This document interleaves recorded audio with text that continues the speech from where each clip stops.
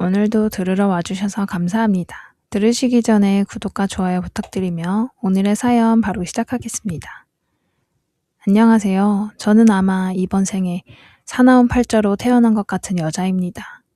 착하게 살면 된다고, 열심히 살면 된다고 믿었던 때가 저에게도 있었거든요. 근데 세상은 그 믿음을 아주 여러 번 박살내더라고요. 그래도 저는 매번 다시 일어났습니다. 쓰러질 때마다 이를 악물고 일어났어요. 그렇게 살아온 제 이야기를 오늘 용기 내서 해보려고 합니다. 끝까지 들어주신다면 정말 감사할 것 같아요. 저는 경북의 작은 마을에서 태어났습니다. 아버지는 제가 초등학교 4학년 때 사업을 하셨는데 가족 몰래 빌린 빚이 손 쓸 수 없이 커지자 어느 날 갑자기 사라지셨어요. 말 그대로 하루아침에요. 아침에 학교에 갔다 집에 오니까 아버지 옷가지가 절반은 없어져 있더라고요.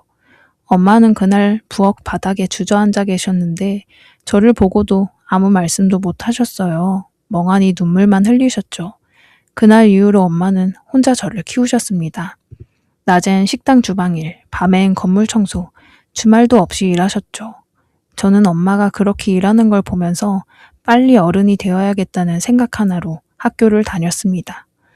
공부도 곧잘 했어요. 선생님들이 대학 가면 잘할 것 같다고 하셨는데 엄마는 제가 대학 원서를 쓸 즈음에 쓰러지셨습니다.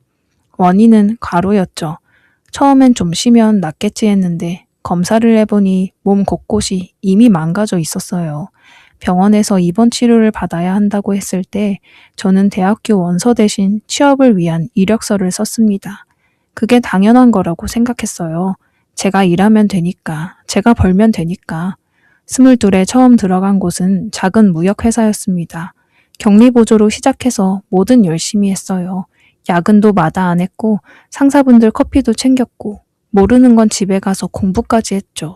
그런데 1년이 지나도 제 실적은 팀장님 이름으로만 올라갔습니다.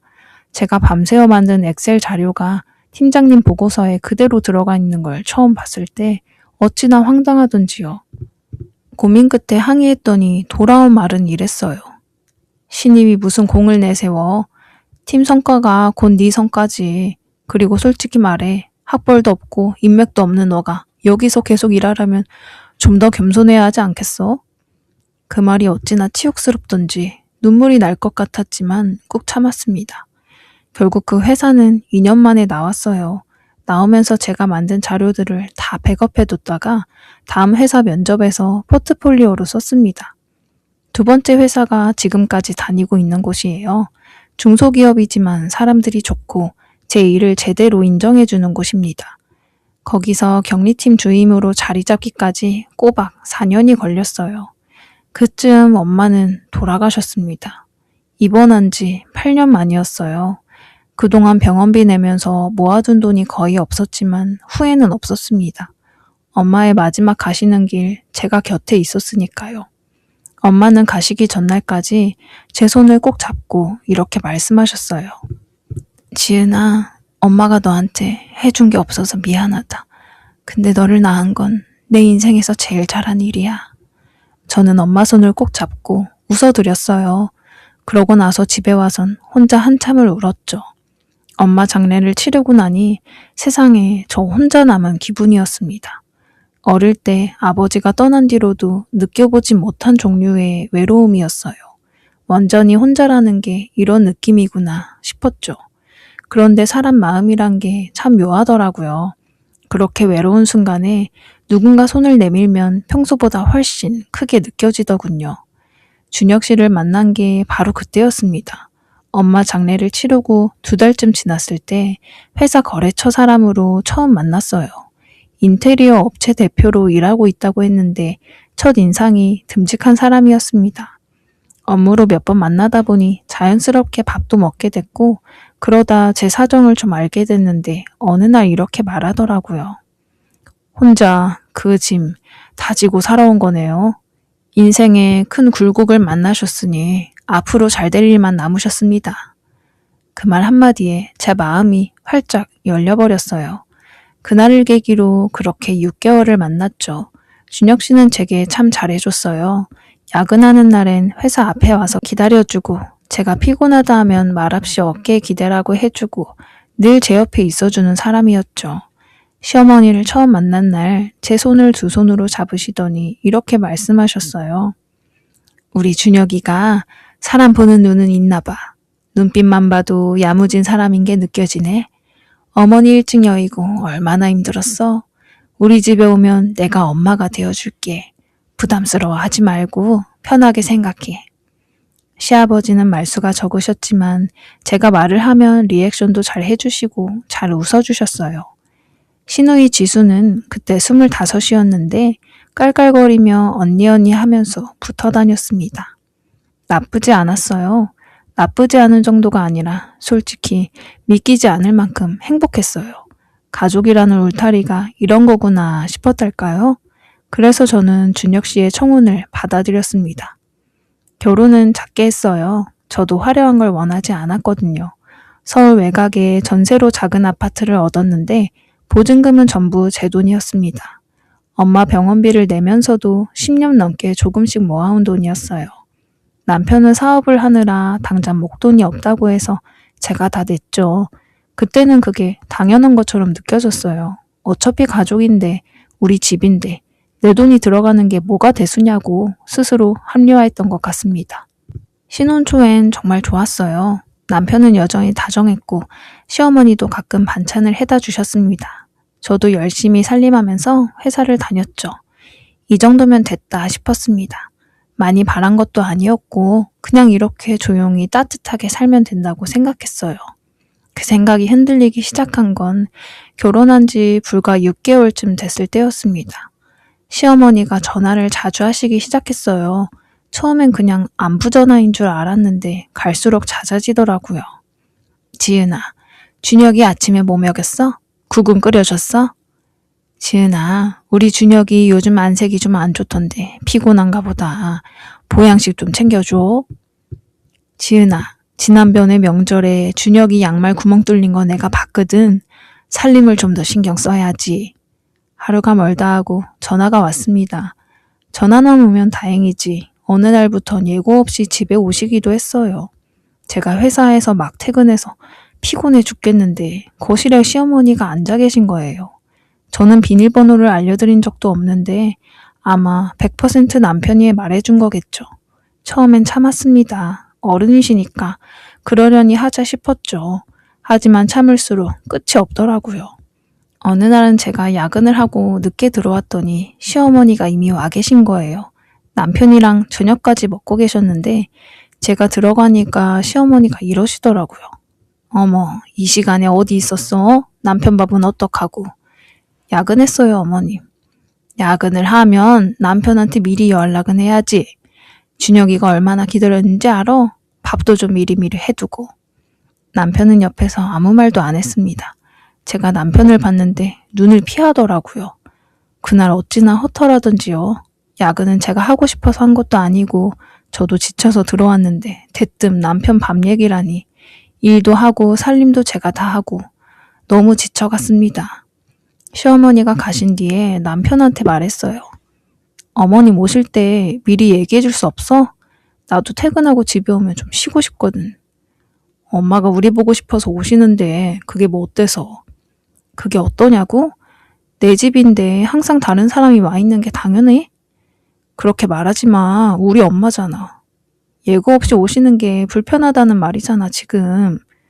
남편은 피곤하다며 대화를 끊어버렸습니다. 저는 한참을 혼자 거실에 앉아 있었어요. 결혼하기 전에 저한테 모든 얘기하라던 사람이 맞나 싶었죠. 그러고 나서 며칠 뒤였어요. 제가 외출을 갔다 왔는데 현관에 시어머니 신발이 있는 거예요.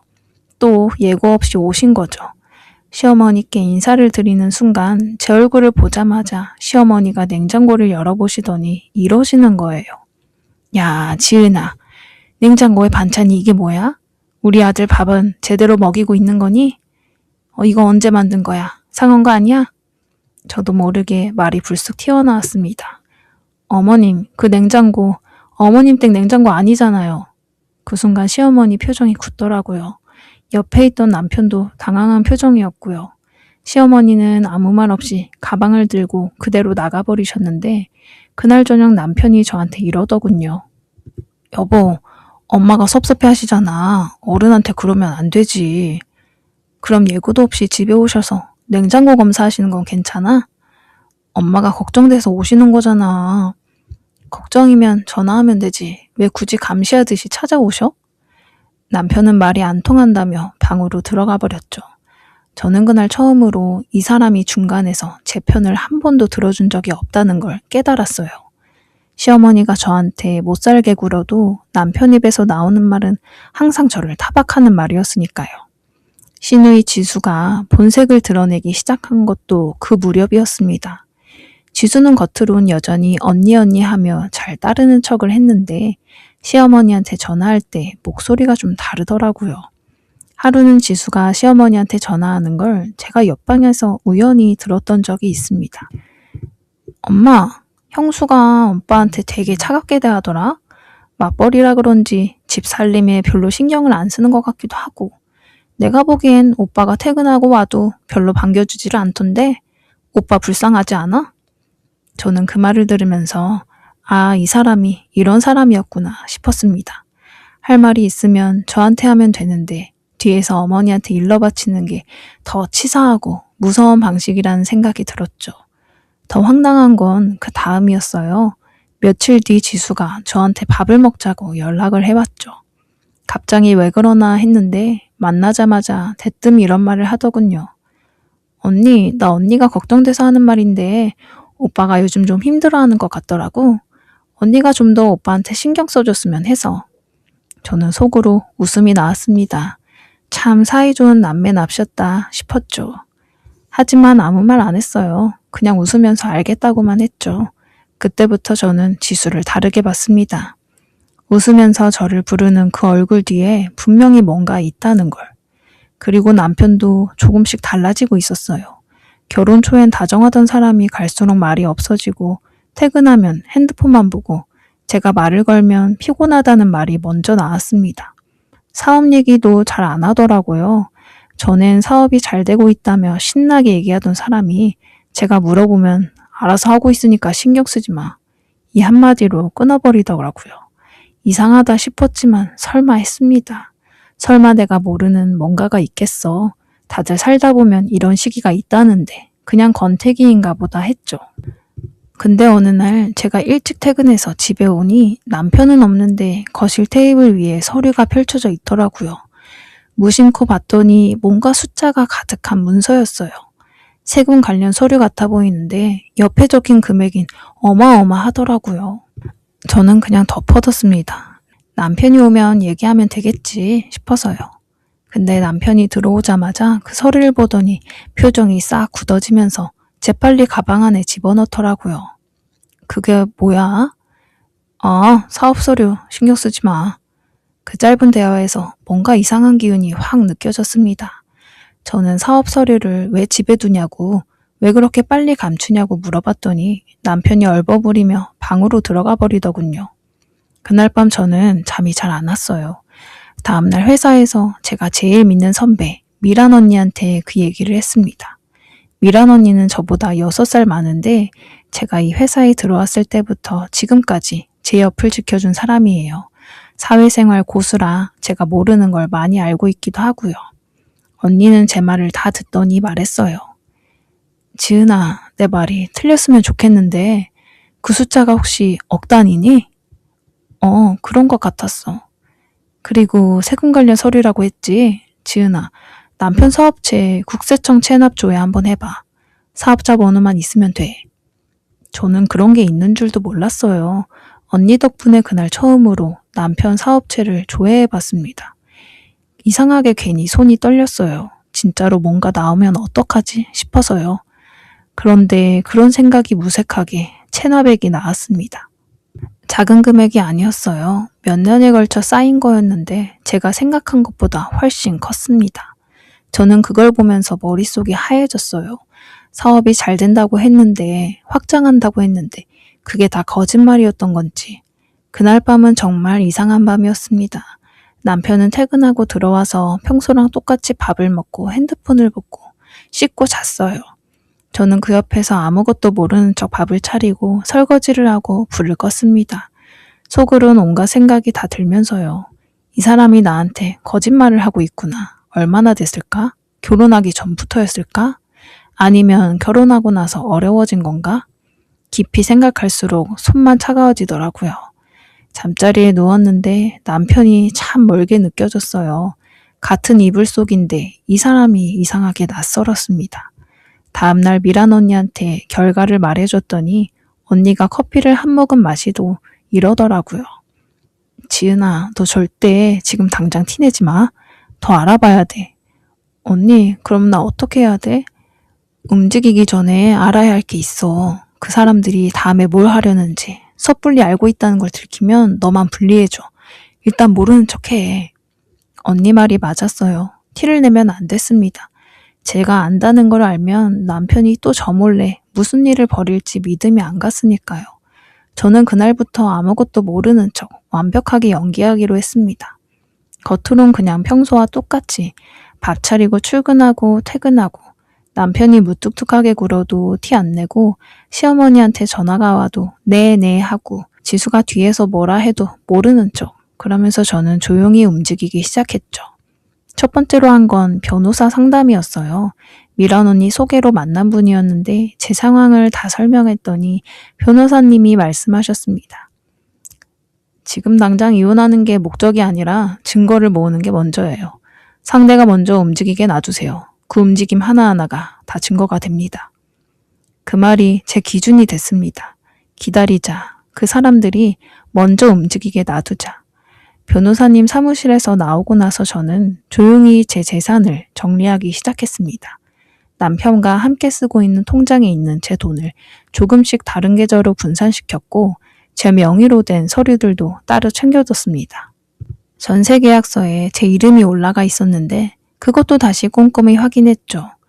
녹음도 시작했어요. 시어머니가 집에 오시거나 전화를 하실 때마다 핸드폰을 켜뒀어요. 처음에 시덥지 않은 이야기만 하시더니 시어머니가 뜬금없이 이런 말을 하시더군요. 지은아, 준혁이 사업이 지금 좀 어려운 시기인 거 알지? 부부가 같이 헤쳐나가야 하는 거잖아. 그렇게 많이 어려운가요? 남편이 저한테는 사업 관련된 말을 잘 안 해서요.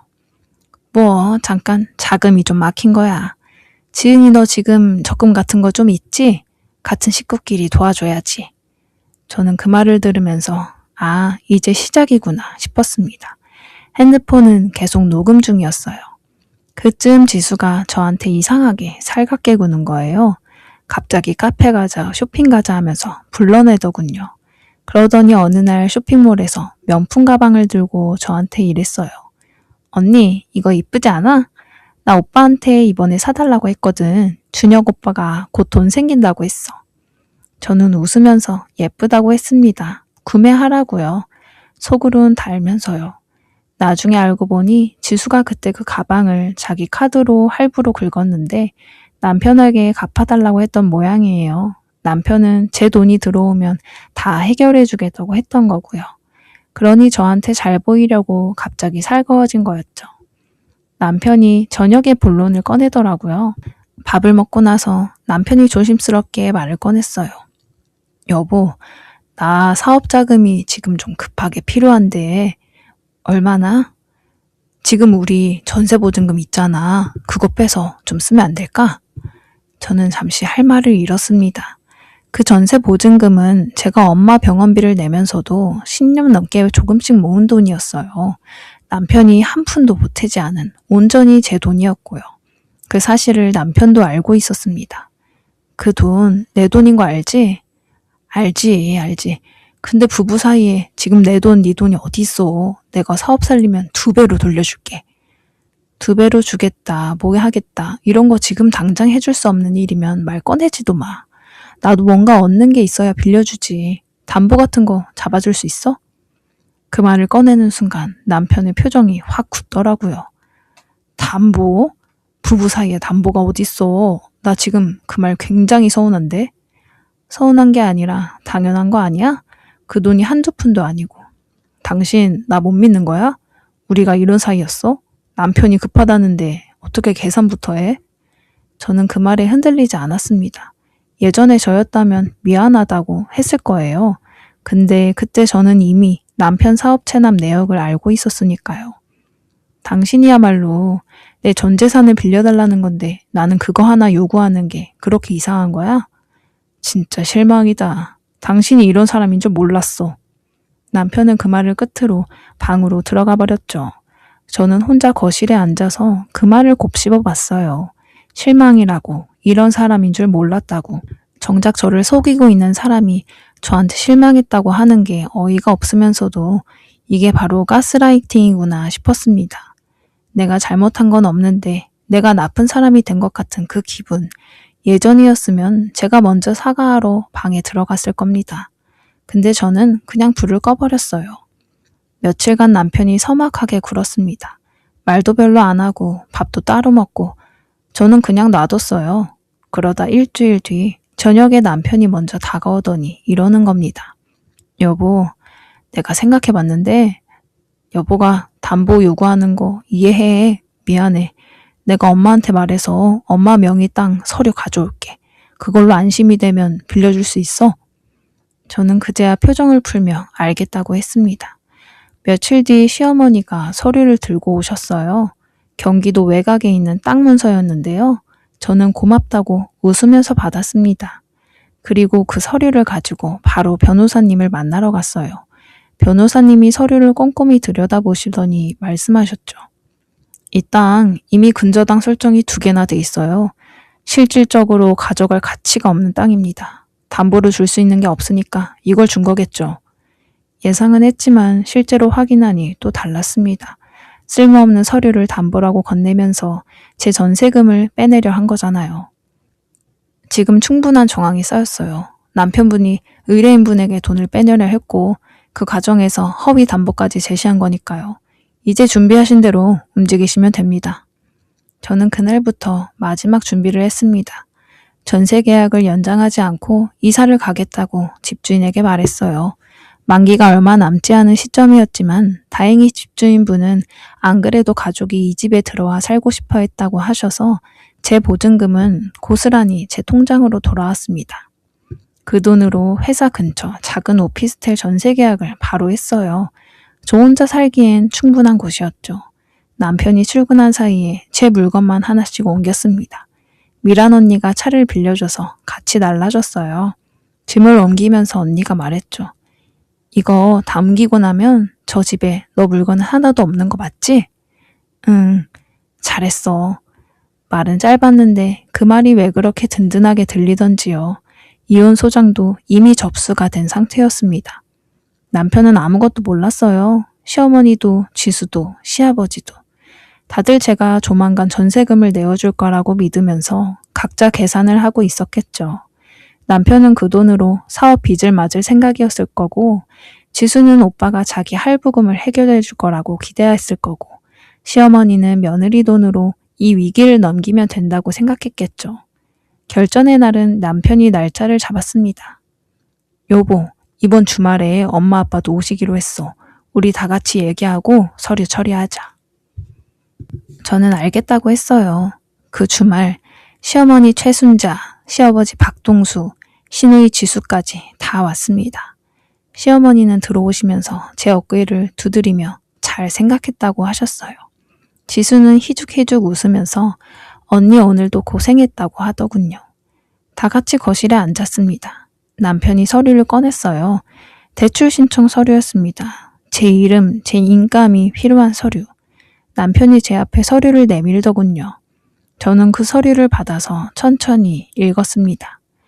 아무도 말이 없었어요. 다들 제가 도장을 찍길 기다리고 있었겠죠. 저는 서류를 테이블 위에 내려놓고 조용히 말했어요. 이거 내 명의로 대출받겠다는 서류네. 응, 맞아. 당신은 아무 걱정 말고 도장만 찍어주면 돼. 그 전에 물어볼 게 있는데 지난번에 어머님이 담보로 주신 땅 이미 근저당이 2개나 설정돼 있던데 실질 가치가 거의 없더라고. 시어머니의 얼굴이 굳었습니다. 지은아, 그게 곧 정리되는 거야. 걱정 마. 아, 근데 어머님, 제가 좀 더 찾아봤거든요. 저는 가방에서 서류들을 하나씩 꺼내기 시작했어요. 남편 사업체 세금 체납 내역이요. 3년치예요. 그리고 이건 아버님 명의로 된 대부업체 대출 계약서 사본인데요. 남편이 아버님 명의로 대부업체 대출을 받았더라고요. 아버님은 알고 계셨어요? 시아버지의 얼굴이 순간 얼어붙었습니다. 뭐라고? 남편이 당황해서 말을 끊으려 했어요. 여보, 그건 내가 설명할게. 일단 도장부터. 저는 남편을 똑바로 봤습니다. 내 인감 도장 몰래 파서 서류 꾸미려고 했던 거 그것도 다 알아. 증거도 있어. 그 말에 거실이 잠깐 얼어붙었습니다. 시어머니가 먼저 입을 열었어요. 아니, 지은아, 그건 오해야. 집안이 어려운 시기에 같이 헤쳐나가자는 거지 누가 너한테 피해를 주려고 그런 건 아니다. 어머님, 저번에 저한테 적금 있냐고 물어보셨을 때 그 대화도 녹음돼 있어요. 그리고 그 이후로 어머님이 저한테 하신 말씀들도요. 시어머니가 입을 다물었습니다. 그때 지수가 끼어들었어요. 언니, 근데 그래서 지금 어쩌겠다는 거야? 오빠 사업 어려운 거 알면서 나 몰라라 할 거야? 저는 지수를 보면서 말했어요. 아가씨, 오빠가 돈 들어오면 가방 할부금 갚아준다고 했다며? 그래서 지난달에 미리 긁은 거잖아. 그것도 아마 내 돈으로 메꾸려고 했던 거겠죠? 지수의 얼굴이 새빨개졌습니다.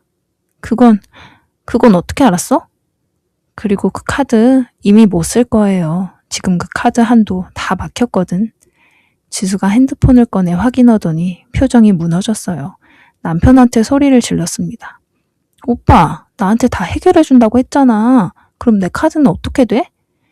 야, 지금 그게 문제야? 네가 미리 그걸 왜 긁어? 오빠가 된다고 했잖아. 시어머니가 두 사람한테 소리쳤어요. 지금 남매끼리 싸울 때야. 시아버지가 남편한테 버럭 화를 내셨습니다. 이 못난 놈아, 내 이름으로 사채를 써? 내가 그걸 허락한 적이 있어 없어? 아버지, 제가 다 설명할게요. 설명은 무슨 설명이야. 내 집 담보 잡힌 거 맞아 안 맞아? 거실이 순식간에 아수라장이 됐습니다.